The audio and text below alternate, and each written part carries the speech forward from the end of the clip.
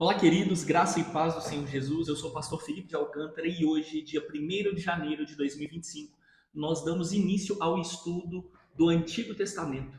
Vamos até o meio do ano e eu convido você a caminhar conosco nesse desafio, nessa jornada. Então, primeiramente, feliz ano novo e que Deus te dê graça para caminharmos juntos nessa jornada.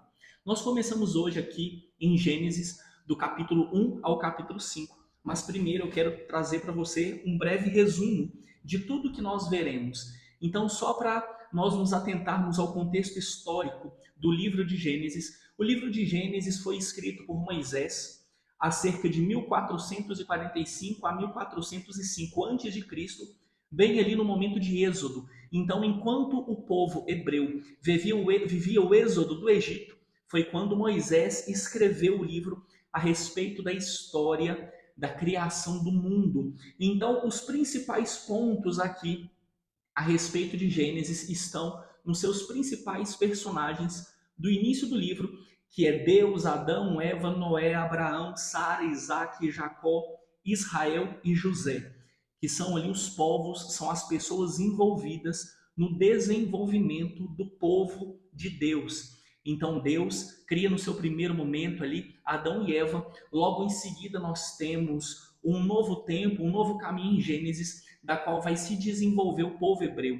Então, para nós nos atentarmos, o livro de Gênesis é dividido em duas grandes partes. A primeira parte é do capítulo 1 ao capítulo 11, que fala sobre a origem do universo e a criação do universo e do primeiro povo, ali no momento da queda de Adão e Eva, no momento do dilúvio e a dispersão das nações. E no segundo momento, nós temos Gênesis de 12 a 50, que conta a origem do povo hebreu.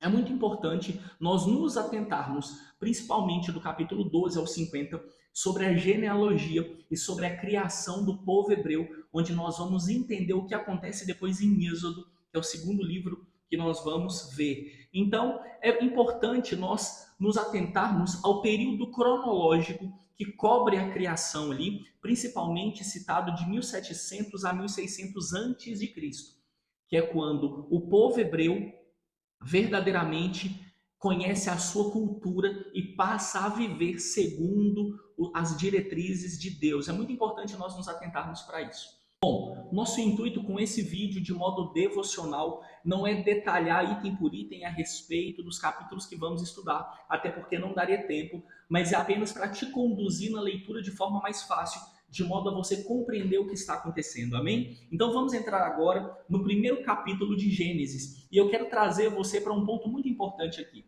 Logo no primeiro capítulo, no capítulo 1, fala sobre a criação, e logo no início diz: no princípio criou Deus os céus e a terra era sem forma e vazia, e havia trevas sobre a face do abismo. E o Espírito de Deus se movia sobre a face das águas, e disse Deus: haja luz, e houve luz. Eu quero pontuar com você, principalmente até aqui, o fato de Deus dizer haja luz. Em algumas Bíblias, e talvez na sua tenha isso, a parte haja luz está escrito em vermelho, porque o haja luz é o verbo haver. Lembrando que Jesus é o verbo da vida, e na própria Bíblia diz que Jesus é o verbo da vida, ele é a palavra, logo, ele é a palavra de Deus. Então, o haja, aqui, já em Gênesis, é a presença de Jesus. Nós precisamos nos lembrar que Jesus Pai, Jesus Filho e nós precisamos nos lembrar que Deus Pai, Deus Filho e Deus Espírito Santo estão juntos desde a criação do mundo.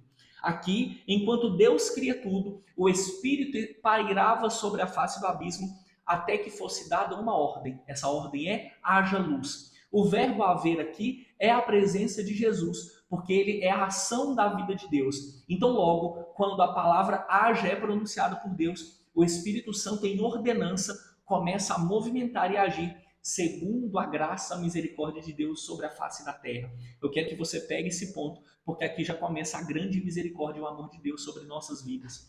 E então, nós vamos caminhando aqui, o capítulo 1 e 2 é sobre a criação do mundo especificamente. Nós precisamos entender que aqui, do capítulo 1 ao capítulo 5, nós temos 4 grandes tópicos principais. O primeiro é a criação do mundo, que é o capítulo 1 e o capítulo 2. Depois, a segunda narrativa da criação do mundo, onde entra a criação especificamente do homem. Então é quando o homem ganha o seu papel de governante sobre a terra, de mordomo da terra, mediante a graça e a misericórdia de Deus para a sua atividade junto a Eva.